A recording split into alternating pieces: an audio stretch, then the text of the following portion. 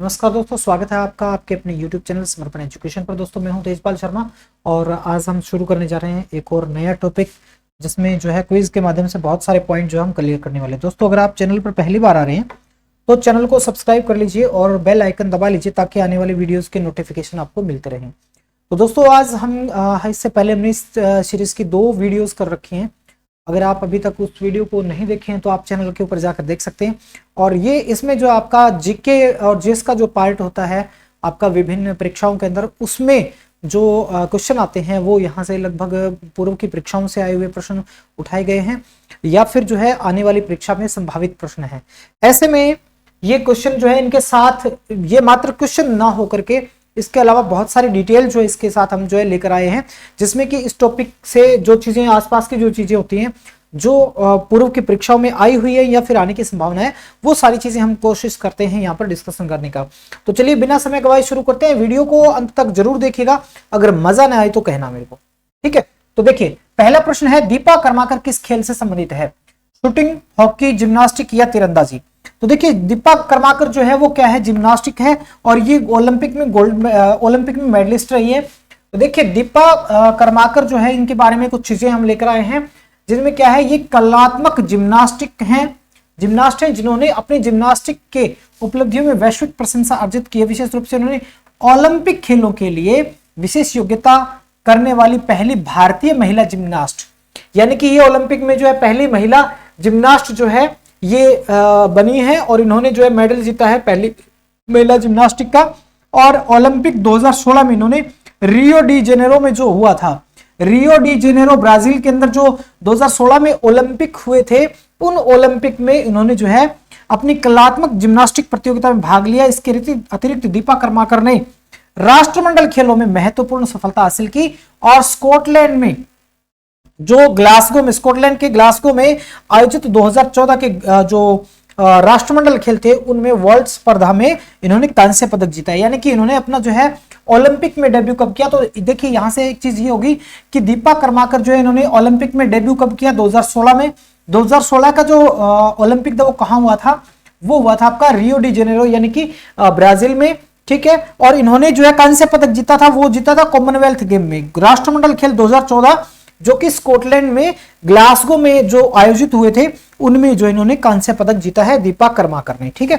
चलिए आगे बढ़ते हैं। हाँ, इनके साथ साथ आप जो है स्क्रीनशॉट आप इसका ले सकते हैं साथ के साथ, ताकि आने वाली जो आपको बाद में नोट्स वगैरह बनाने में आपको काम दे। और अगर आप इसी क्लास का ये पीडीएफ अगर चाहते हैं तो इस वीडियो के नीचे हमारा टेलीग्राम का लिंक दिया हुआ है चैनल का, वहां पर आपको ये सारी की सारी पीडीएफ जो है साथ के साथ मिलती रहेंगी, तो आप वो वहां पे उसको ज्वाइन कर सकते हैं।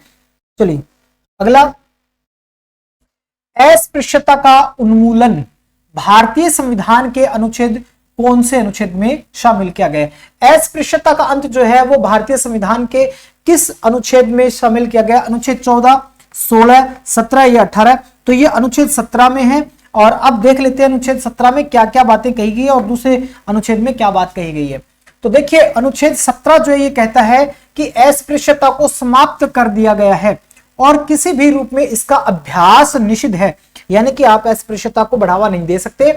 अनुच्छेद 17 न केवल अस्पृश्यता को गैर कानूनी घोषित करता है बल्कि इसे जारी रखने के लिए दंड का भी स्थापना करता है। यानी कि जो है 17 जो अनुच्छेद है उसमें ना केवल इसका अस्पृश्यता का अंत किया गया बल्कि अगर इसमें कोई संलिप्त पाया जाता तो उसके लिए सजा का प्रावधान, दंड का प्रावधान भी किया गया है। अब देख लेते हैं अनुच्छेद 14 में क्या बात है। इस अनुच्छेद 14 में कहा गया कि राज्य भारत के क्षेत्र के भीतर किसी भी व्यक्ति को कानून के समक्ष समानता या कानूनों के समान संरक्षण से वंचित नहीं किया जा सकता। यानी समता या समानता का जो मौलिक अधिकार है वो अनुच्छेद 14 के अंदर जो है 14 के अंतर्गत दिया गया है।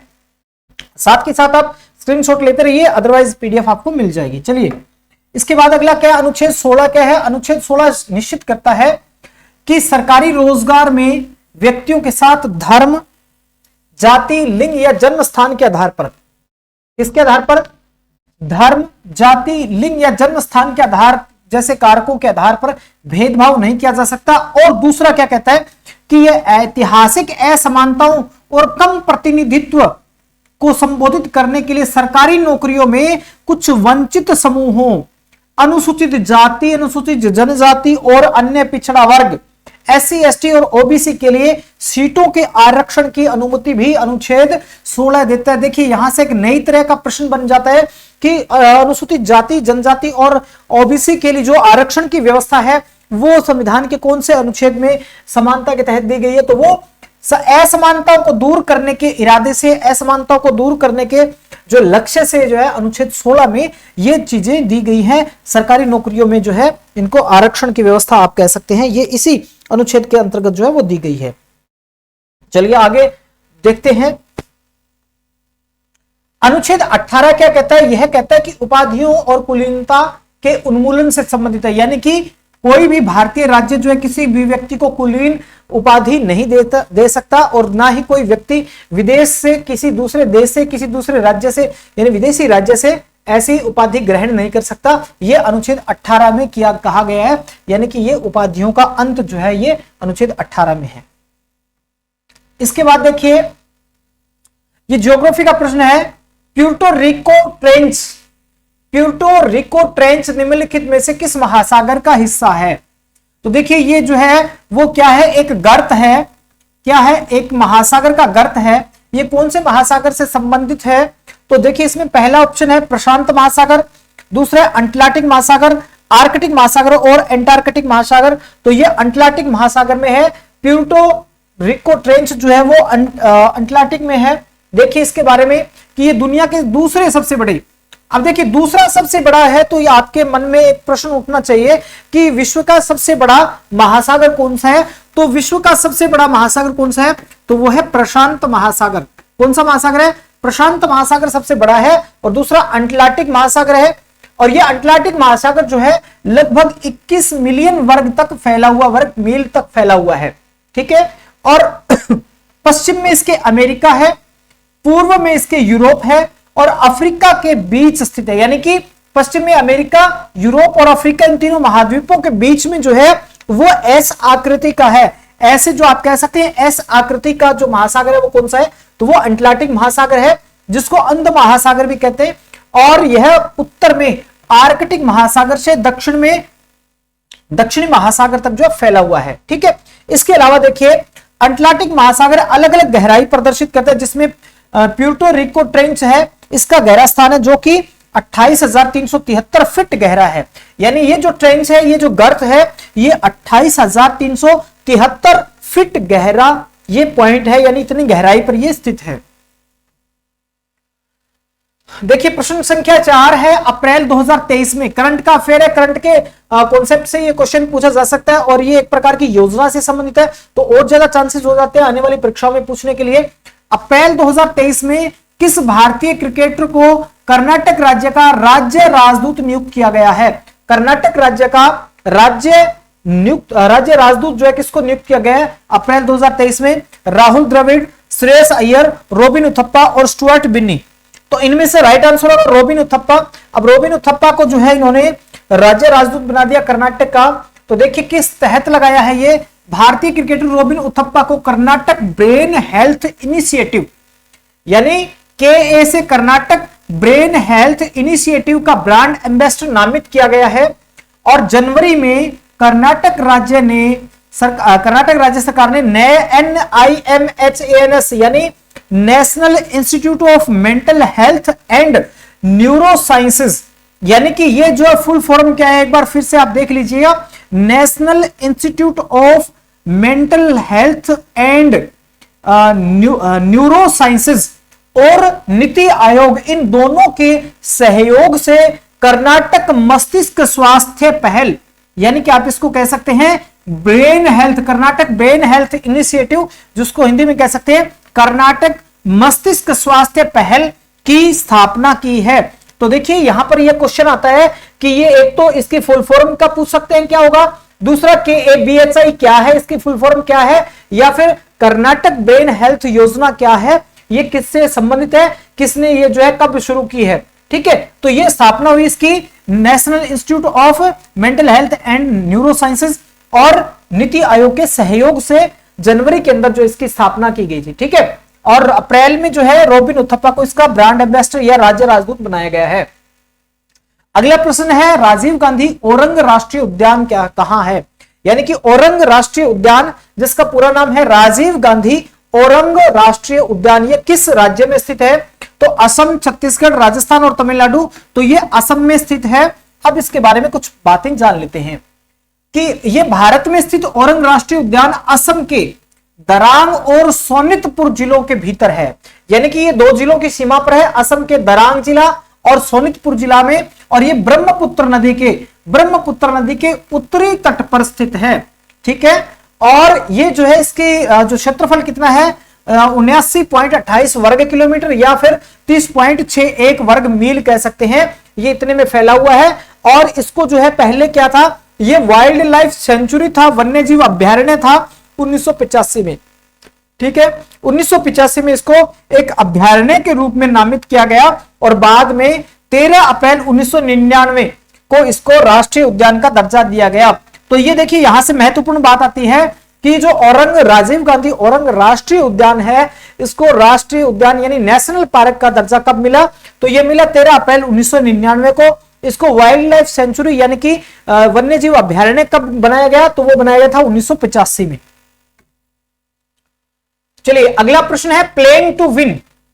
प्लेइंग टू विन निम्नलिखित में से किस खिलाड़ी की आत्मकथा है? यानी ये किस खिलाड़ी की आत्मकथा है? सचिन तेंदुलकर, साइना नेहवाल, पीवी संधू और एमएस धोनी।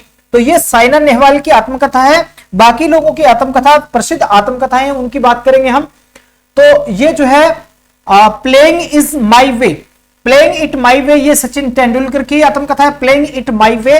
और शटलिंग टू द टॉप ये पीवी संधू की है। ठीक है, a century is not enough, my roller coaster ride to success, ये सौरव गांगुली की है। एक बार आप इसका स्क्रीनशॉट ले सकते हैं क्योंकि काफी इंपॉर्टेंट है और एग्जाम के अंदर खासकर एसएससी के जो एग्जाम होते हैं उनके अंदर इस तरह के प्रश्न जो है वो पूछ लिए जाते हैं। तो आप इसका स्क्रीनशॉट ले सकते हैं और उसके बाद आगे बढ़ते हैं। आगे कुछ लोगों की ओर हैं, जैसे द धोनी टच, ये एमएस धोनी की है। द धोनी टच ये आत्मकथा है। ठीक है, इसके अलावा 281 बियॉन्ड, 281 एंड बियॉन्ड, ये वीवीएस लक्ष्मण जो टेस्ट क्रिकेट के प्लेयर हुआ करते थे, भारत के पूर्व खिलाड़ी हैं क्रिकेट की, इनकी है। और the test of my life ये युवराज सिंह की आत्मकथा है, ऑटोबायोग्राफी है। ठीक है, चलिए इसके बाद देखिए प्रश्न है आल्पस। आल्पस क्या है? एक पर्वत श्रृंखला है। यूरोप की सबसे ऊंची पर्वत श्रृंखला किस प्रकार की है? यानी कि एक तो चीज यहां से प्रश्न से क्लियर हो गई कि जो आल्पस पर्वत श्रृंखला है वो यूरोप की सबसे ऊंची पर्वत श्रृंखला है। ये किस प्रकार का पर्वत है? ज्वालामुखी है, ब्लॉक, फोल्ड या उपरोक्त में से कोई नहीं। तो ये जो है वो फोल्ड है। इसके बाद में जानते हैं वलित पर्वत। वलित कब बनते हैं? जब दो टेक्टोनिक प्लेटें आपस में टकराती हैं और वो एक दूसरे के ऊपर नीचे हो जाती हैं, तो उस प्रक्रिया को कहते हैं सबडक्शन। सबडक्शन की प्रक्रिया होती है। तो इसमें एक प्लेट दूसरी प्लेट के नीचे धकेल दिया जाता है और इस टकराव से तीव्र दबाव के कारण पृथ्वी की पपड़ी ऊपर की ओर मुड़ जाती है और झुक जाती है, जिससे पर्वत श्रृंखलाओं का निर्माण होता है। वलित पर्वतों के कुछ उदाहरण हैं। उत्तरी अमेरिका में एप्लाचियन, ठीक है, रूस का यूराल पर्वत और अरावली पर्वतमाला, भारत में हिमालय, यूरोप में आल्पस पर्वत है। ठीक है, इसके बाद देखें तो ब्लॉक पर्वत की बात करें तो ब्लॉक पर्वत जिन्हें वैकल्पिक रूप से फोल्ट ब्लॉक या दरार पर्वत कहा जाता है, पृथ्वी के स्थल मंडल के भीतर सक्रिय टेक्टोनिक बलों और विशेष रूप से तनावग्रस्त या विस्तारित बलों के प्रभाव से ये उत्पन्न होते हैं। यानी कि ये जो पृथ्वी के अंदर जो दबाव होता है उस दबाव के कारण जो है उसके फलस्वरूप जो है इनका निर्माण होता है। अगला है ज्वालामुखी पर्वत। ज्वालामुखी आप जानते हैं कि जब ज्वालामुखी विस्फोट होता है तब पृथ्वी के अंदर से लावा निकलता है और वो लावा ठंडा होकर के जब किसी चट्टान का रूप धारण कर लेता है और वो ठंडी होकर जो वो पर्वत बनता है उसको हम क्या कहते हैं? ज्वालामुखी पर्वत कहलाता है। ज्वालामुखी पर्वत जब अस्तित्व में आते हैं जब पिघली हुई चट्टान यानी मैग्मा पृथ्वी के अंदर के आवरण से निकलकर सतह तक पहुंचती है और जैसे ये मैग्मा फूटता है समय के साथ साथ यह परत दर परत जमा हो जाता है और अंततः एक पहाड़ का आकार ले लेता है जो कि ज्वालामुखी पर्वत कहलाता है। अब अगला प्रश्न है इतिहास से संबंधित है। मोतीलाल नेहरू और सीआर दास यानी चित्तरंजन दास द्वारा स्थापित स्वराज पार्टी। अब देखिए यहां पर एक प्रश्न तो ये आ गया कि स्वराज पार्टी की स्थापना किसने की थी, तो मोतीलाल नेहरू और चित्तरंजन दास ने की है। किस वर्ष की थी, 1934, 24, 21 और 23। तो राइट आंसर होगा 1923 में मोतीलाल नेहरू और सीआर दास ने स्वराज पार्टी का जो गठन किया। और इसके बारे में देख लेते हैं क्या क्यों बना यह स्वराज पार्टी। तो स्वराज पार्टी की उत्पत्ति ब्रिटिश उपनिवेश अधिकारियों के साथ असहयोग के दृष्टिकोण को लेकर भारतीय राष्ट्रीय कांग्रेस यानी आईएनसी के भीतर विभाजन से हुई थी। यानी कि जो आईएनसी है, इंडियन नेशनल कांग्रेस, इसके विभाजन के फलस्वरूप हुई थी। और कारण यह था कि जो कुछ लोग ऐसे थे इसमें, जो नरम दल और गरम दल में जो बंटी हुई थी कांग्रेस, तो इसमें ऐसे में मोतीलाल नेहरू और सीआर दास जैसे नेता जो थे, उन्होंने 1922 में जब चोरा चोरी घटना के बाद कांग्रेस नेतृत्व द्वारा असहयोग आंदोलन को अचानक रोक दिया गया था, तो उस पर उससे संतुष्ट नहीं थे और उस वजह से जो है इन्होंने असंतोष व्यक्त किया था। और उद्देश्य क्या था स्वराज पार्टी का, मुख्य लक्ष्य था संवैधानिक और विधायी तरीकों को अपनाकर ब्रिटिश शासन से भारत को मुक्ति की लड़ाई में बने रहना इस पार्टी का उद्देश्य था। ठीक है, चलिए इसके बाद देखें प्रसिद्ध कवि कालिदास। प्रसिद्ध कवि कालिदास खालिस्तान के दरबारी कवि थे। किसके थे, हर्षवर्धन के, कृष्णदेवराय के, विक्रमादित्य के या पुलकेशन द्वितीय के। तो ये विक्रमादित्य के थे। और ये विक्रमादित्य जो है वो चंद्रगुप्त द्वितीय, विक्रमादित्य यानी चंद्रगुप्त द्वितीय ही है ये। और जिन्होंने क्या किया था, इन्होंने विक्रमादित्य की उपाधि धारण की थी। इन्होंने विक्रमादित्य की उपाधि धारण की थी। असल में ये इनका वास्तविक नाम क्या है, चंद्रगुप्त द्वितीय। अब कालिदास को संस्कृत साहित्य में उनके उल्लेखनीय योगदान के लिए जाना जाता है। उनकी साहित्यिक कृतियों में अभिज्ञान शाकुंतलम, जिसका विश्व की लगभग प्रत्येक भाषा में अनुवाद हो चुका है, रघुवंशम, जो भगवान रामचंद्र के जो वंश है रघुवंश, उसके ऊपर जो है पूरा पूरा वर्णित है। मेघदूतम, मेघदूत में क्या है, एक यक्ष की कथा जो है उसके विरह की कथा है। और कुमार संभवम, इसमें शिव और पार्वती और जो है कार्तिकेय की कहानी जो है इसमें वर्णित है। तो ये ग्रंथ जो है प्रमुख ग्रंथ है कालिदास जी के। चंद्रगुप्त द्वितीय के बारे में अगर बात करें तो वह सोने के सिक्के जारी करने वाला पहला गुप्त शासक था। यानी कि सोने के सिक्के जारी करने वाला प्रथम गुप्त शासक कौन था, तो वो था चंद्रगुप्त द्वितीय। और इसी के शासनकाल में फाहियान जो है वो भारत आया था। यानी इस दौरान चीनी यात्री फाहियान जो है वो चंद्रगुप्त द्वितीय के समय भारत में आया था। हर नवमी और बाहु मेला। हर नवमी, हर यानी कि भगवान शिव, और बाहु मेला, ये किस राज्य के क्षेत्रीय त्योहार हैं? किस राज्य के क्षेत्रीय त्योहार है? छत्तीसगढ़, असम, झारखंड, जम्मू और कश्मीर। तो ये जम्मू और कश्मीर के जो है वो क्षेत्रीय त्योहार हैं। चलिए जानते हैं इनके बारे में। तो बाहु मेले के बारे में अगर जाने तो ये जम्मू के सबसे बड़े हिंदू त्योहारों में से एक है। और ये बाहु किले में, ये बाहु फोर्ट के नाम से बहुत शानदार किला है जिसको बाहु फोर्ट, वहां के लोग जो है बाहु फोर्ट जो है वो कहते हैं। ये बाहु फोर्ट के अंदर जो है इस किले का आयोजन होता है, जो कि जम्मू शहर से मात्र 5 किलोमीटर की दूरी पर स्थित है। 3000 साल पुराना यह किला एक पूजनीय हिंदू देवी काली की भक्ति के लिए प्रसिद्ध स्थान माना जाता है। देवी काली के भक्त उन्हें अंधकार का अवतार मानते हैं और अपने जीवन से नकारात्मक और चिंता को दूर करने के लिए उनका आशीर्वाद मांगते हैं। यानी कि ये बाहु फोर्ट में जो है वो काली देवी की पूजा होती है। और हर नवमी मेले के बारे में अगर जाने तो ये हर नवमी आषाढ़ या हर महीने के शुक्ल पक्ष के चंद्रमा के बढ़ते चरण के दौरान मनाई जाती है। ठीक है, और ऐसा माना जाता है कि माता सारिका, यानी ये जो हर नवमी मेला है, माता सारिका इसी दिन प्रकट हुई थी, जिससे यह देवी सारिका का जन्मदिन या जयंती के रूप में मनाने का अवसर बन गया। और यह अनुष्ठान और त्योहार जम्मू कश्मीर के क्षेत्र में अत्यधिक महत्व रखता है। यानी कि ये जो मेले हैं जम्मू कश्मीर के क्षेत्रीय मेले हैं। जैसा कि अक्सर जो एचएसएससी की और जो केंद्रीय परीक्षाएं जो होती हैं उनके अंदर जो है लगभग एक वाद्य यंत्र बजाने वाले किसी वाद्य कलाकार का जो है वो प्रश्न पूछ लिया जाता है। तो उस कड़ी में हम हर एक वीडियो के अंदर एक वाद्य कलाकार का जो प्रश्न लेकर आ रहे हैं। तो असद अली खान निम्नलिखित में से किस संगीत वाद्य यंत्र के लिए जाने जाते हैं? इससे पिछली जो वीडियो थी उसमें हमने पंडित शिव कुमार शर्मा के बारे में जाना था, जो कि एक संतूर वादक हैं।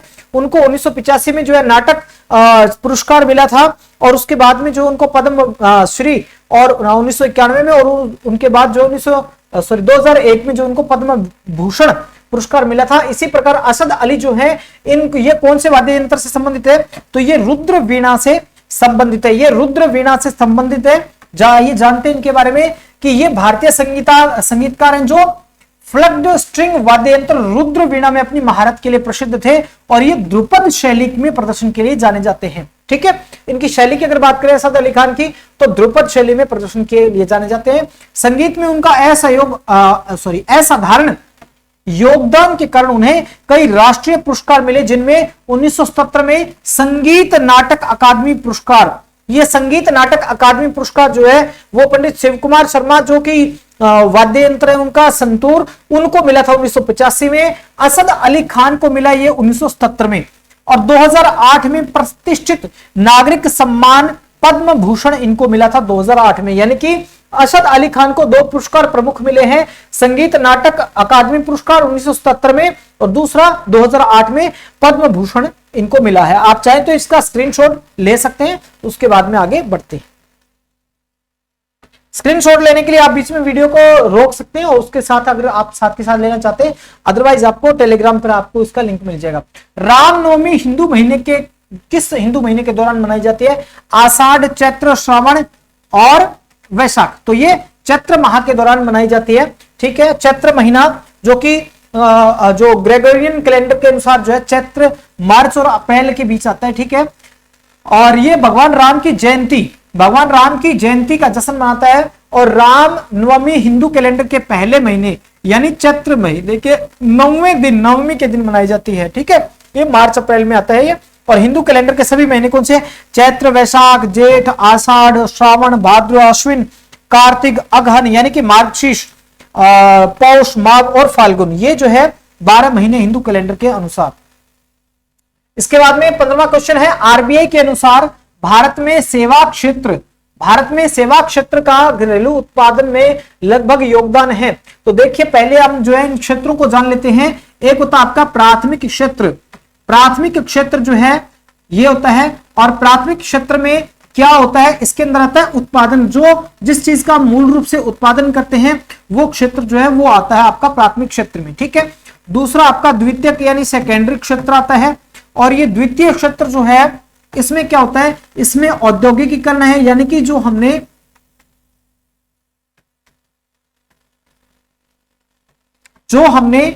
जो उत्पादन किया था उसको रिसाइकिल करके हमने कपास का उत्पादन किया, वो प्राथमिक क्षेत्र के अंतर्गत आता है। और उसके बाद उसी कपास के दौरान उसको हमने जो है औद्योगिकीकरण के माध्यम से जो है उससे हमने कॉटन अलग किया, बिनोला अलग किया, बिनोले से तेल निकाला और उससे जो प्रोडक्ट बनाई, यानी वो किस में आता है?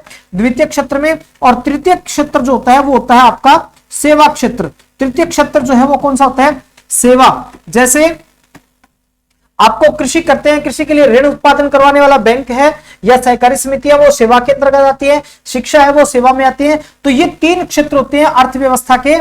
तो यहां पूछा है आरबीआई के अनुसार भारत में सेवा क्षेत्र यानी तृतीय क्षेत्र जो है, तृतीय क्षेत्र का लगभग जो है जीडीपी के अंदर सकल घरेलू उत्पाद यानी जीडीपी में कितना योगदान है? तो 40%, 54%, 55 और 60, तो लगभग जो है 54% यानी 53.89% जो है योगदान है। ठीक है, सेवा क्षेत्र भारत के सकल घरेलू उत्पाद में यानी कि जीडीपी में लगभग जो है 53.89% योगदान देता है। यह भारतीय अर्थव्यवस्था का सबसे महत्वपूर्ण क्षेत्र है। रुपए के जीवीए के अनुसार 46.44 लाख करोड़ में उद्योग क्षेत्र का हिस्सा कुल का 25.92% है, यानी 25.92% जो है वो उद्योगों का है, और कृषि और संबंधित क्षेत्रों का 20.19% जो है हमारी जीडीपी के अंतर्गत है, और लगभग 54% है वो सेवा क्षेत्र का योगदान है। चलिए, चेपाक क्रिकेट स्टेडियम किस शहर में स्थित है? चेपाक जो है वो कहां पर स्थित है? ये चेन्नई के अंदर स्थित है। एम.ए. चिन्नास्वामी स्टेडियम जिसको हम कहते हैं, एम.ए. चिदम्बरम स्टेडियम चेपाक के नाम से भी प्रसिद्ध है और चेन्नई शहर में स्थित एक क्रिकेट का स्टेडियम है। 1916 में यह स्थापित हुआ था और भारत का दूसरा सबसे पुराना क्रिकेट स्टेडियम है। सबसे पुराना स्टेडियम कौन सा है ये आप जो है कमेंट करके बताएंगे, इस वीडियो में कमेंट करके बताएंगे सबसे पुराना जो है भारत का क्रिकेट स्टेडियम कौन सा है, जो कि काफी समय तक जो है वो सबसे बड़ा भी था। तो चलिए, ये आपके प्रश्न थे। ये क्वेश्चन जो है सबसे बड़ा क्रिकेट स्टेडियम सॉरी सबसे बड़ा नहीं बल्कि सबसे पुराना क्रिकेट स्टेडियम जो है वो कौन सा है? सबसे पुराना क्रिकेट स्टेडियम कौन सा है, ये आप कमेंट के माध्यम से बताएंगे। तो दोस्तों आज की क्लास कैसी लगी?